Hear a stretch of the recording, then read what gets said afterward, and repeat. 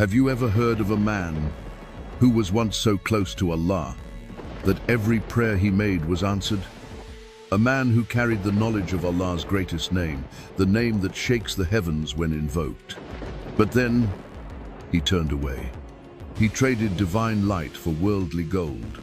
He turned his blessings into a curse. And in the end, his tongue fell against his chest, and his fate became like that of a panting dog humiliated in both worlds. This is not a myth. This is a terrifying real story, a warning from the Quran itself, about a man who once stood among the righteous and fell into the depths of disgrace. If you've ever wondered how someone can rise to the peak of faith and then lose it all, stay with me, because tonight we unveil the chilling fall of Balaam ibn Ba'ura. Before we begin, make sure to subscribe and drop your location in the comments. We'd love to hear where you're watching from. In the land of Sham, where prophets once walked and revelation descended, there lived a man whose name was whispered with reverence, Balaam ibn Ba'ura. To the people, he was not just a scholar. He was a man whose heart, they believed, was close to the heavens themselves. He lived a simple life, far from the noise of kings and armies, in a place where olive trees stretched wide and the breeze carried the scent of prayer. Day and night, he devoted himself to worship. His forehead was marked by prostration, his tongue wet with remembrance, and his heart soaked in the verses of the Torah. The people believed that when Balaam raised his hands, the sky listened. When he whispered a prayer, the angels carried it upward with no delay. And when he called upon his Lord, the answer came swiftly, as if the veil between him and heaven did not exist. But what made Balaam unlike any other scholar of his time was the knowledge that he carried. It was said he knew Allah's greatest name, the name that, when invoked, the heavens tremble and the command descends. It is not a name spoken casually. It is a secret entrusted to the hearts of the few whom Allah chooses. Balaam was one of those few. His prayers were feared, not just by the people around him, but by kings and rulers who knew his supplication could change the course of their destinies. His fame spread through valleys and mountains. People traveled long distances to seek his counsel. Some came with broken hearts, some with trembling hands, and others simply to be near the man whose dua was never left unanswered. When he spoke of Allah, his voice carried a weight that made listeners weep. And when he recited from the scripture, silence fell like a sacred veil over the gathering.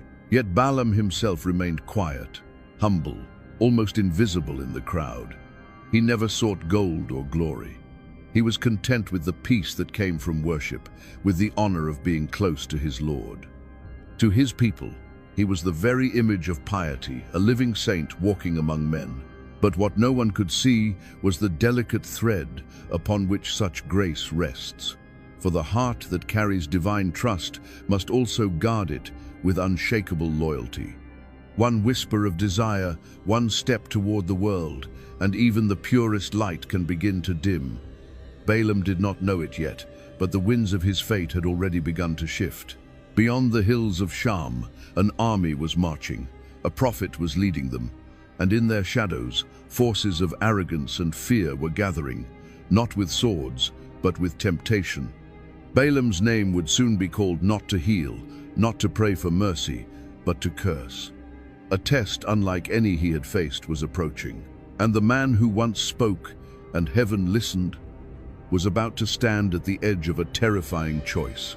The sun was setting over Jericho, casting long shadows over its walls. The air was heavy, as if the land itself could sense what was coming. In the distance, a cloud of dust rose from the horizon, an approaching army. Not just any army, but the followers of Musa ibn Imran alayhi salam. The prophet chosen by Allah, the one whose staff split the sea, whose voice echoed with truth. His people had wandered for years, guided by divine command, and now they stood at the doorstep of a land that feared their very name.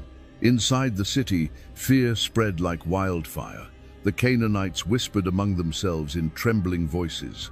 They had heard the stories. They knew the might of Allah was with Musa alayhi salam and his people. No wall could protect them from a man chosen by the Almighty. Their warriors looked at each other with uncertainty, their leaders with clenched jaws, and their priests with eyes that had lost hope. And when fear grows heavy, men turn not to swords, but to anything they believe can save them. So they went to the one man they thought could stand against a prophet, Balaam ibn Ba'ura, the scholar whose prayers were answered. The man they believed had power to bend destiny with his tongue. They came to his home in the night, carrying torches and desperation. Their voices shook as they begged him to help them. "Balaam," they said, "Musa alayhi salam and his army are near. If they enter, we are finished. You have the power. You know the name. You can stop them." Balaam listened in silence. Their words fell heavy on his heart. He knew who Musa was. He had heard of him long before these men came running in fear. He knew Musa was not a tyrant. He was not an enemy of Allah. He was Allah's prophet, a man supported by angels, a man whom no curse could ever touch. And so, when their pleading grew louder, Balaam shook his head slowly. "How can I curse a prophet of Allah?" he said softly. "Do you not understand what you're asking me to do?" But panic does not listen to reason. The men insisted, their voices breaking, their fear turning into pressure. They spoke of their children, their homes, their land. They said that Musa alayhi salam would take everything from them. They painted him as a threat, a conqueror, a destroyer. And slowly, the air around Balaam grew heavier, not from their words, but from the storm that was beginning to form inside his soul. For the first time, he felt a pull, a test, one that had nothing to do with knowledge or worship, but with loyalty. The night stretched long, and when they finally left, Balaam sat alone in the darkness. His heart was pounding. He knew that to stand against Musa was to stand against the truth.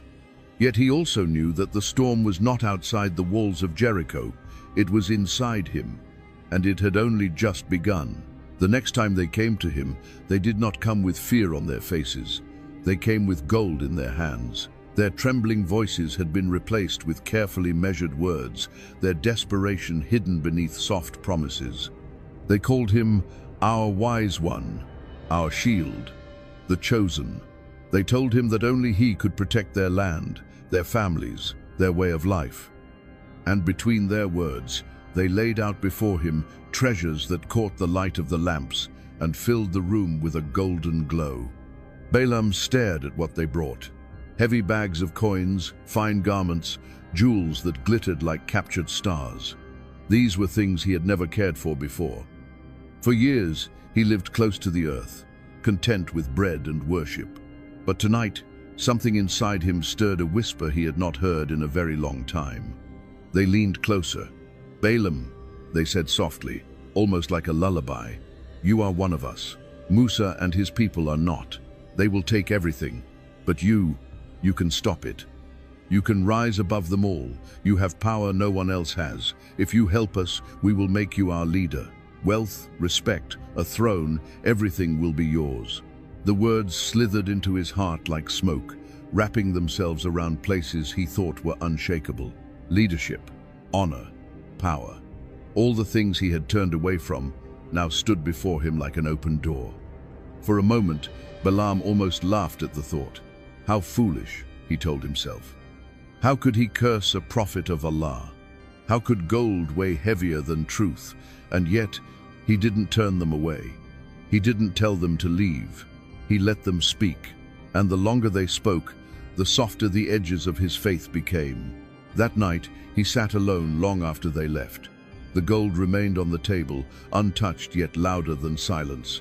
His heart began to tremble not with fear of Allah, but with something more dangerous. Desire. It whispered things to him in the quiet. You have given enough. You've spent your life in worship. Why not take something for yourself? He tried to silence it with prayer, but his tongue felt heavy. He tried to remember the sweetness of closeness to Allah, but the glitter of the world pressed against his mind like a weight. For the first time, his certainty wavered. Outside, the night wind rustled through the olive trees. Once, their sound reminded him of the verses he loved to recite. Tonight, it sounded like a warning. A man can be close to Allah for years, but a single desire, left unchecked, can begin to dim the brightest light. Balaam closed his eyes, and in that darkness, the storm inside him grew stronger. The test was no longer knocking at his door, it was sitting in his house, and he had welcomed it in. The morning was still, but his heart was not. Balaam saddled his donkey in silence, his hands trembling slightly as he tightened the straps. The gold had not left his house, nor had the promises